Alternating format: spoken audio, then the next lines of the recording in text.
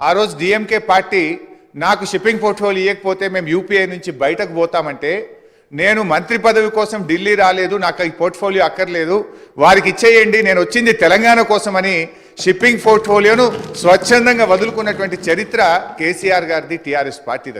అధ్యక్ష ఈరోజు రేవంత్ రెడ్డి గారు మాట్లాడుతూ మేమేదో పదవులు ఇచ్చామని, పదవులను గడ్డిపోచల్లాగా త్యజించిన చరిత్ర ఈ దేశంలో ఎవరికన్నా ఉందంటే అది కేసీఆర్కు, టీఆర్ఎస్ పార్టీకి ఉంది.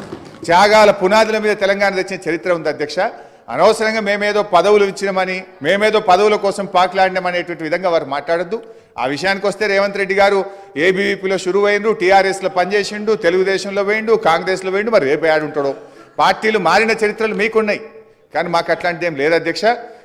ఇకపోతే మా శ్రీధర్ బాబు గారు లేచి మళ్ళీ నన్ను ఆయన గెలికే ప్రయత్నం చేసిండు, లేకపోతే ఆయన గురించి మాట్లాడాల్సిన అవసరం లేదు. అధ్యక్ష ఆ రోజు ఇదే శాసనసభలో కిరణ్ కుమార్ రెడ్డి గారు ముఖ్యమంత్రిగా ఉన్నప్పుడు